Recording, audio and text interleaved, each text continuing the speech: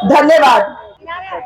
मैं आज आपके सामने इसलिए आई हूँ क्योंकि अंकिता भंडारी बेटी का दर्द आप सबको भी है और मुझे भी है।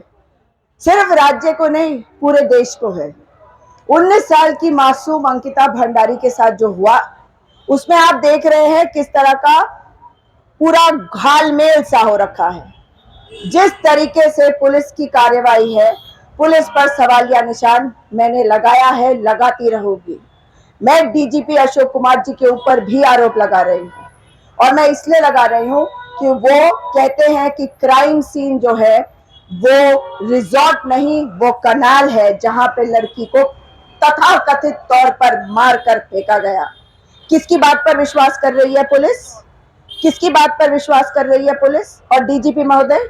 उस पर जिसने कहा कि मैंने हत्या करी है। इसका मतलब जो अपराधी है, आप उसकी बात को फुल एंड फाइनल मान रहे हैं। आप मुझे बताइए कि डीजीपी महोदय की तस्वीरें विनोद आर्या, पिता पुलकित आर्या के साथ देखी होंगी आपने। क्या उन्हें अपनी कुर्सी पे बने रहने का अधिकार है? पुष्कर धामी जी कहते हैं कि उनकी सरकार बहुत अच्छा काम कर रही है। देश को आजादी बड़ी मुश्किलों से मिली, देश को संविधान बड़ी मुश्किलों से मिला, देश को कानून बड़ी मुश्किलों से मिला। उसके बाद हमें बुलडोजर कानून की जरूरत है या कानून की स्पीड बढ़ाने की जरूरत है? ये हमें भी सोचना पड़ेगा, आज की जेनरेशन को बताना भी पड़ेगा। लेकिन अब सच्चाई ये हो रही है कि जिस तरीके से आज बच्चों के साथ हो रहा है, मुझे उसका दर्द नहीं, मुझे अपने ऊपर शर्म आती है कि मैं एक इंसान हूं। मेरे सामने 19 साल की लड़की, लड़का, इन सब के साथ क्या हो रहा है। इसलिए आज मैं आपको एक और भंडारी की कहानी सुनाना चाहती हूँ। एक और भंडारी, न केवल 19 साल की अंकिता भंडारी, परंतु 19 साल का केदार भंडारी, जो उत्तर काशी के एक छोटे से गांव से निकला, तैयारी करी। बताइए अग्निवीर की तैयारी करने में कितना समय लगता है। उस बच्चे ने तैयारी की। बहुत गरीब परिवार है, एक बहन, दो भाई। बहन की शादी हो चुकी है, बड़ा भाई भी तैयारी कर रहा है पुलिस भर्ती के लिए, और छोटा भाई पहली बार जिंदगी में अकेले निकला अपने गांव से कोटद्वार की तरफ। कोटद्वार में अग्निवीर की भर्ती में वो उसने प्रतिभाग किया, वो क्लियर नहीं कर पाया, वापस घर की तरफ लौटा। वो पहुंचा ऋषिकेश। ऋषिकेश में उसके ऊपर आरोप लगा कि उसने कहीं से 500-600 रुपए चुराए हैं।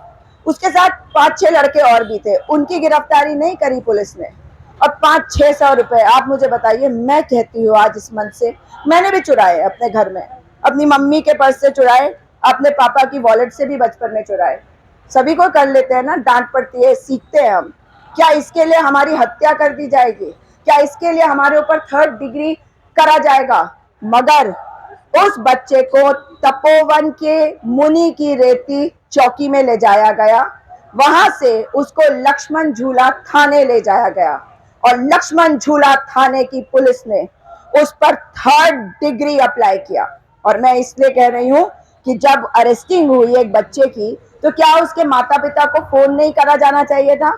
क्या उस बच्चे को ये नहीं कहा जाना चाहिए था, बेटा फोन ले और अपने घर से किसी को बुला ले, तेरे ऊपर आरोप है, हम तेरे को हिरासत में ले रहे हैं।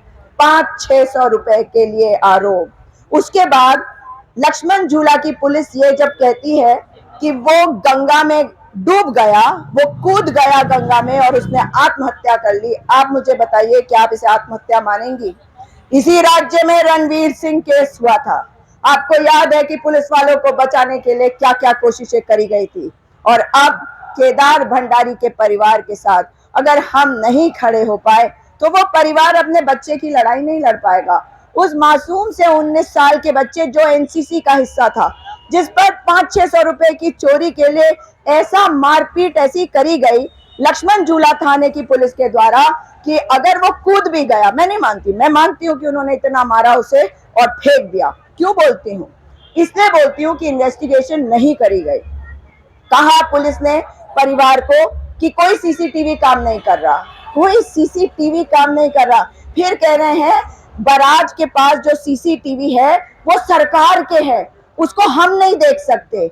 फिर पिता ने कहा बेटे, बड़े बेटे के साथ, गंभीर भंडारी है उसका नाम, उसके साथ एक कंप्लेंट भेजी। 3 बार कंप्लेंट दी पुलिस में, पुलिस ने कंप्लेंट नहीं ली। जिसका बच्चा डूब गया उससे कंप्लेंट नहीं ली। क्या दिल में दर्द नहीं होता? ये कैसी पुलिस है?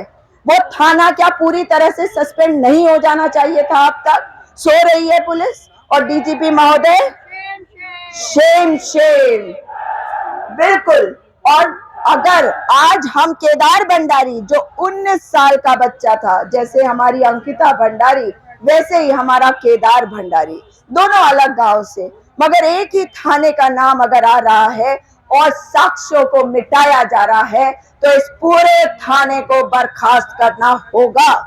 और डीजीपी महोदय, इस बात को सुन ले चेतावनी के रूप में कि हम सब अपने हर साथी के साथ, हम गरीब हो जाएंगे अगर हम उनके साथ नहीं खड़े होंगे जो बहुत गरीब है पैसों के मामले में।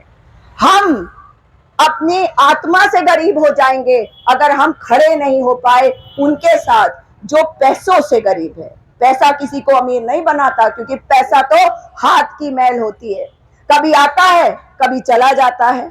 इसलिए पैसों का क्या लेना देना। लक्ष्मी जी रूठ जाएंगी तो हमारे पास से चली जाएंगी, खुश हो जाएंगी तो आ जाएंगी, और खुश तभी होंगी जब हम उनके लिए आवाज उठाएंगे, उनको न्याय दिलवाएंगे। गरीब पैसों से है, हृदय से बहुत बड़े हैं। मैंने कल स्वयं लक्ष्मण भंडारी और गंभीर भंडारी, पिता और भाई केदार भंडारी, उनके साथ बात की।